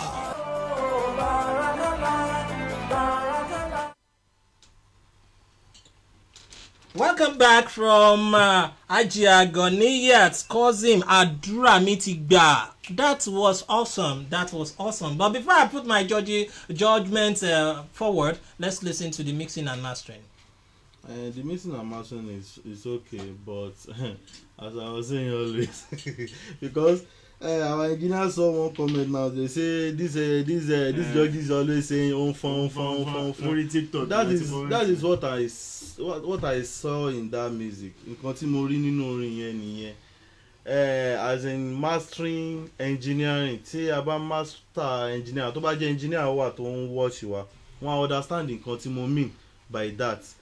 Maybe because the person is not. Bóyá kẹ̀tì ẹ̀ ṣàlàyé fún wa kí ló lè fà tó kó máa fọ́n bẹ́ẹ̀ yẹn. Ṣé gain ni master gain ló fà á ni. tó bá ti fẹ́ fúnṣẹ́ ní gain tó bá fẹ́ fún ní volume á ní àwọn fẹ́ kí iṣẹ́ loud.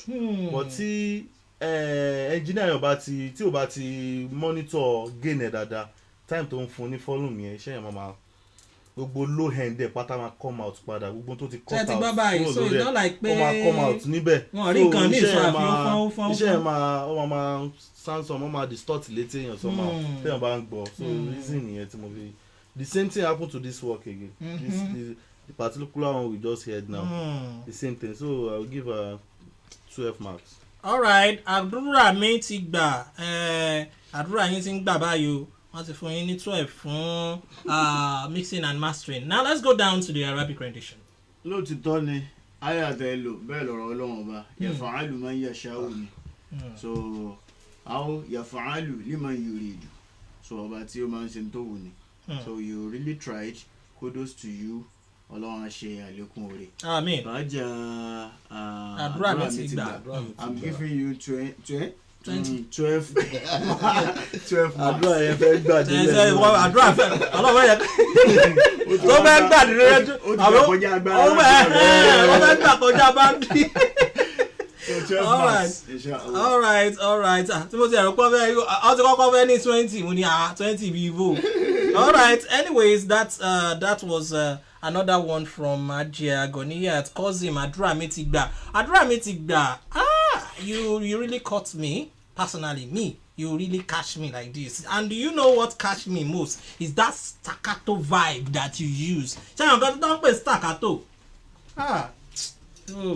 Mi bá dẹ̀ ni pé ká ṣe freebie díẹ̀ o ká tiẹ̀ wẹni tó lè dáhùn ìtumọ̀ staccato within just 1 minute to this thing on Facebook. Ẹni tó bá lè dáhùn ẹ̀ within just 1 minute kí n tó parí comment mi tí èyí ṣe pé ẹ lọ jíwo tẹ bá ti jíwo màá mọ̀ pé ẹ lọ jíwo ni. So but the fact is that staccato vibe that you chew into that music really caught me. You know, I just loved it. You know, these are the things we are talking about. Téèyàn bá bá wọn engineer olórí pípé téèyàn bá bá wọn ṣiṣẹ́ at times you will enjoy them. Are you getting it? That staccato vibe, you know, really caught me. Me personally, mo kàn fọ́ fún ni. I just fall for that because you know that is also kíkọ́ ṣe kí gbogbo ìlú kọ́ ṣáà máa lọ pegin láti bẹ̀rẹ̀ títí dópin. I mean, use something. Make skills out of this rhythm and make people feel the fun in music, and that is that's what we call the vibe. And you really kill it by, you know, the way you also came in, because mo ti ń sọ mo ṣe ti ń ju kíní yẹn mo ti ń rò pé hey kíní yìí dùn o but ẹ bá wọlé ẹ bá lọ bàjẹ́ but inú mi dùn bẹ́ẹ̀ ṣe wọlé báyìí ẹ̀yin gan-an ẹ̀kọ́ àmàbù ni, and it was good. So let me quickly check if I can see the person that has gotten what I said so far. Èmi ò rí o ọkàn sọ pé I support Àwòkọ́ Fáìdọ̀ ni mo rí ń bí. Congratulations to Lady Jẹ́jẹ́ Àwòkọ́ṣe. Noted with thanks. Gbogbo àwọn nǹkan tí mo rí bí ò dáhùn ìbéèrè mi. So now let's do this. Now the meaning of staccato is a kind of musical detachment. A kind of musical detachment that came in. Engineer ọmọ nǹkan tó ń ṣe wọn. So a kind of staccato detachment that came in really caught me. You know, beginning oh my god. Mo like it. So for this ẹ jẹ́ kí n fún yín ní èmi mo fún yín létí ẹ mọ̀ mú lọlé so on that and we have what do we have here? We have 42. You moving closely to Ajia Rashida Sani. Now let's go to Oladele Rafiat Awoko Fido still also gets fans. I beg. Àwọn eléyìí náà ní fans kọ́ lọ́n ṣàánú mi kẹ́mi náà ní fans bí eléyìí alright but ẹ jẹ́ ká wò bóyá wọn ní forehand àwọn fans wọn so let's listen to our music.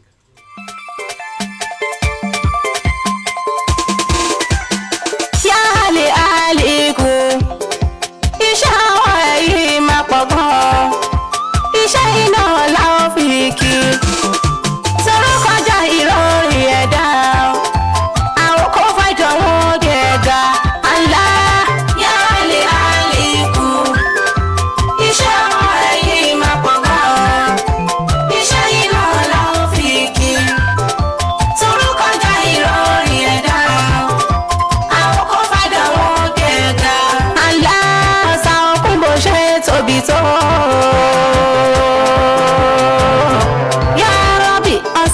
Bó ṣe tóbi tó kò ní bẹ̀rẹ̀ kò tún lópin lápèjúwe ọlọ́run pé kò ní bẹ̀rẹ̀ kò ní lópin ṣá ẹja inú òkun kì í sọ̀rọ̀ ìṣẹ́jú kan ara náà ló fẹjọ́ dá yọrọbì ara náà ló fẹjọ́ dá ṣẹ́jú rí ní ṣẹ́jú kan bẹ́ẹ̀ náà ni ó máa wà lọ ẹ wá wo ṣẹ́ ọlọ́run mi àlá yálé àlékún mímọ́ ọlọ́run mi iṣẹ́ àwọn ẹ̀yìn ṣubú wà lọ́mọ yàṣà iṣẹ́ inú ọlọ́run fi kí rọ̀fíà kọ́kọ́ ìròyìn ẹ̀dá àwọn kó fàdánwò kẹta àṣà wàjálà ara náà ló fẹ́rìn dá. 6 kg ẹ̀rín náà ṣe tóbi tó ó bẹ̀rù bí tó ń jẹ oyin vibration náà máa ń fi sọ̀rọ̀ pẹ̀lú body language láwùjọ wọn wọ́n dára wọn mọ̀ gẹ́gẹ́ bí èèyàn ẹ̀wọ̀n ṣẹ́ lọ́hùn bó ń ṣe pọ̀ tó àlá yálé àlékún iṣẹ́ àwọn ẹ̀yìn máa pọ̀ gan-an iṣẹ́ iná làwọn fi kí tóró kọjá ìrọ̀rì ẹ̀dá àwọn kò fẹ́ dà wọ́n gẹ̀ẹ́gà.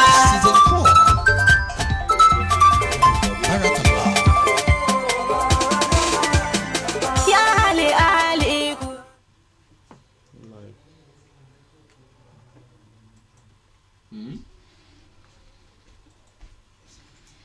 All right, welcome back from Al-Ajia Oladele Rafiat Awoko Fido. That was a great piece coming all the way from you there, and we have to say Barakallah fi to it. Yes, àwọn tí wọ́n wà lórí TikTok wọ́n ń gbádùn vibes wa èyí dẹ̀ wà lórí Facebook ẹ̀ lè rí bá a ṣe ń jó látòní bí ara mo ti ń sweat tẹ́ bá rí mi dáadáa ẹ̀ rí pé mo sweat ijó tí mo jó sórí alájà ni o ọlọ́run ó ṣe àlékún orin well tí mo kàn notice inú àwọn orin wọn ni pé wọ́n ń dárúkọ ọlọ́run lẹ́yìn àyè kọ̀ọ̀kan wọ́n subahana wọ́n ṣàfọ̀mọ́ nǹkan kan bá wọn bá lẹ́yìn kọ̀ọ̀kan so because of that àwọn náà lókè oníwọ̀n bá tiwọn so I'm also giving 12 marks. Okay, 12 marks for your Arabic rendition. Now, what do we say about the mixing and mastering? Love it. Oh, okay. I give her 15. All right, the mixing and mastering is okay by our master here. All right, now let's talk about the body of your music. The only thing tí mo kàn notice mo dẹ̀ ti sọ̀rọ̀ pẹ̀ on the previous notice òun náà ni wípé we still need more vibes, more vocal power from all our musicians. Are you getting it? And you know one be orí yín wà ńbẹ̀, but you still need something that we talk about, and that is what we known as voice training. If you can be inside the studio and be singing like this, how will it seem like when you want to come and perform live? These are the things we are considering so much right now. Are you getting it? So please, we need that vibe, we need that fire in that voice. We need that fire in that voice, and you can achieve it. You can achieve it. Go and look at many other Islamized musicians, not in Nigeria, but outside Nigeria. We have Islamized musicians all over the world. Go and look to the way they do their vibes, the way they do their music. Are you getting it? Am I joking, Soroju? So, but on that spot, let me give you 15 on this, and the total mark you have here, we have 15 plus 15, 30, and that is 42. You are meeting up with Adra Megba on this one. Now, the last in the group stage 2 is brother Abdulatif Taye Abdulgafar Timiadara. With his music is where we'll be drawing the curtain of the semi-final stage 2 in here. Let's listen to his music.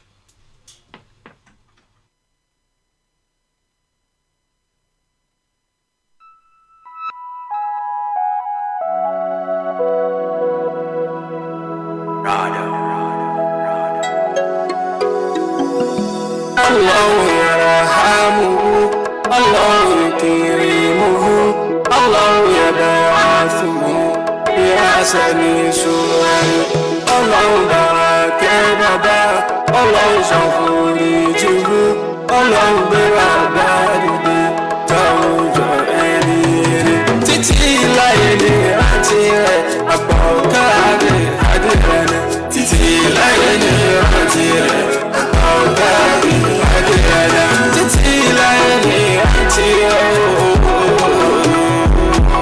ṣòro fìdílù sọlá òdìrí àpọ̀ káàdì gómìnà nàbì títí láyé ní rántí rẹ̀ àpọ̀ káàdì àdìrẹ́nà títí láyé ní rántí rẹ̀ àpọ̀ káàdì àdìrẹ́nà pupa bèrè àbírí tí kú pupa bèrè àbírí ọ̀rọ̀ lọ dùnmí ìdodo tó wà kú fọ́fọ́ kágbára òdòdó lè gbé mi lọ látara kò tó múra balọ̀ wọ́n bèrè ìpèsè ìmọ̀ ti gbọ́ mo ní ẹ̀rọ mi ìbò ṣe lọ́wọ́ ló pọ̀jù mẹ́sàn tí bàbá ti lọ mo kí ibo ṣe lò mí jẹ́ pa sọ́jọ́ ayọ̀ máa kíkà lọ jọ́dé jáde tí bàbá lọ ṣé òun fìdílù sọ̀lá òní gómìnà nàbẹ̀lẹ̀ àdàbí dúró sí àwọn ìbàdàn mú tẹ́ kejì fún lórí lórí mú tẹ́ kejì fún lórí lórí kiri àlẹ́ mi ló rárá títí láyé ní. Islam Got Talent Season 4. Barakallah.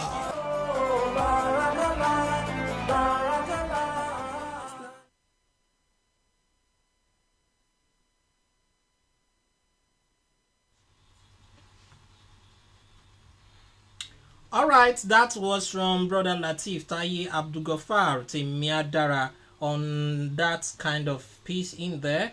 So let's talk about the mixing and mastering. The mixing and mastering is okay, and I love the music. So I'll give him 15 marks. Alright, 15 for your mixing and mastering. Yes, Arabic rendition. Alhamdulillah. Ọlọ́run wọlé àwọn tí wọ́n ti lọ. Ọbẹ̀ mi náà forí jìn bàbá tèmi náà. Àmín. Àti gbogbo ọ̀nà tá a fi lókun lọ́rùn nínú Islam. Àmín. Allahu yarhamuhum, Allahu yukrimuhum, Allahu yab'athuhum fi ahsani suwari. So àfa ẹ̀ lo kéwú, but nítorí kan notice ni pé orin I think it was dedicated to someone which is not kò competition tá à ń ṣe níbẹ̀. Ṣùgbọ́n nítorí kéwú tẹ́ ẹ lò àti pé nítorí pé ó yẹ kí n fún mark tán ni. Ṣùgbọ́n nítorí pé kò jọ competition, so I'm giving you 12 marks. All right, because it's not. He was right with what he said so far. Mi mọ̀ bóyá rí orin tẹ́ fẹ́ sáré drop ni àbí wọ́n kọ̀ ṣáà sáré wọnú archive wọn tí wọ́n dẹ̀ wò pé orin wo làwọn tiẹ̀ lè fi mú nọ́mbà díẹ̀ bóyá káwọn sáré drop ilé tí àwọn drop yìí. But on the contrary, this music is not acceptable. On the level ground, on the level playing ground, this kind of a music at this stage, you are supposed to just tell you like you get 0, even Arabic rendition and everything is 0, 0, 0, 0, because at this level you should have understand that no dedicated song for anybody. This is a competition now. Àbí kí ló máa ń ṣe wá gan? Ṣé a ní láti máa, I don't understand. you don't need to dedicate any song to anybody in here. Tabanika máa dedicate orin mo sọ wípé àwọn tí wọ́n mọ̀ kí àwa tá a wà lórí ìjókòó yìí gan láti gain mark gan yóò pọ̀ gan, but we are not here for that. We want to put your talent into test. Are you getting it? káwá tí wàá lẹ́ẹ̀fẹ́ kọrin òkú. Are you getting it? Basically, generally, tó touch everybody. ẹ ṣe wá sí òkú fún wa. ẹ ṣe wá sí òkú fún wa, ẹ mú wa rántí wípé yá ọjọ́ kan ó jẹ́ ọjọ́ kan for everybody. So that was what I was expecting too. Like okay, ẹ lè wá kọ̀ mú irú bàbá yẹn wọ̀ kínkínní ẹ̀ẹ́dẹ̀ tún jáde ẹ̀ẹ́dẹ̀ tún àìmọye èèyàn lòkú ti pa náà ẹni kú ti pa ọlọ́mọ ẹ̀ ti jẹ́ kí ti wó yá báyìí ṣùgbọ́n ju gbogbo ẹ̀ lọ àwọn náà ni pé láti lè substantiate point tẹ fẹ́ establish yes ẹ lè sọ pé àwọn kan ti lọ ẹ lè dárúkọ wọn but that same message can still be passed across to people, but what we have listened to is more or less like a dedicate here fún àwọn bàbá wa mufti Ìlọrin àbí bẹ́ẹ̀ kọ́ àbí nǹkan tá à ń gbọ́ ń bẹ́ẹ̀ kọ́ nìyẹn so inú wọn ò bá dẹ̀ dùn báwo bá tẹ̀ jẹ́ pé bó bá jẹ́ pé àwọn ni sponsor wa lórí programu yìí àbá tún ní ọ̀dà èyí ó tó mú point jí gbogbo àwọn mufti wọ́n kàn ń gbọ́ wa náà ní kọ́lọ́ ń ṣàánú wọn àdàwà lè sọ bóyá wọ́n wá ń gbọ́ báyìí ní ìsìn wọ́n lè wá jáde wá láti wá sponsor program but ó wá tún wá tán báyìí àti ẹ̀wà ní mufti kankan tí wọ́n sponsor program wa ṣe rí pé ó ti rọ́ lẹ́sẹ̀ báyìí kọ́ lọ́mọ jẹ́ kó rọ́ tán ló kù so but nevertheless I'm still going to give you 8 for this one at least studio level orin lẹ́sìn kọ́ wọ́n sì bá yín lùlù sí ẹ̀sìn sanwó wọ inú studio so bó ṣe jẹ́ nìyẹn so on this one I think you have a 35 mark in here and I hope maybe inshallah rahman maybe your fans can help you out to the next level inshallah. By next week, we will be talking about the semi-final stage of Group 3. That is stage 3, inshallah, Rahman. Oníyanṣe, ọlọ́bẹ̀ṣe, ẹ̀yin tẹ́ ẹ bá wà fìfẹ́ jẹ́ ẹ̀kọ́ àìbínú. This is where we'll be drawing the curtain of today's broadcast. I want to thank all my crew in the house. They are doing a very wonderful job concerning all our handles, the TikTok, gbogbo ẹ̀mọ́ra wọn. So a good thumbs up to all our engineers in the house. Jazakumullahu khairan. Ọlọ́run bá mi ṣe dáadáa fún yín. And as well as going down to our judges in the house as well. Ẹ ṣé Ọlọ́run bá mi dúró ti ẹ̀yin náà. Gbogbo nǹkan tí yín náà tó ti ń da Ọlọ́run ní fi ọwọ́ bàjẹ́ kàn. So till I meet you again, I still remain your humble host, Ifeleye Ayodeji Abdurrahman, saying Assalamu alaikum wa rahmatullahi wa barakatuh. Keep supporting Islamized music. Ó ṣe pàtàkì. Islam Got Talent Season 4. Barakallah.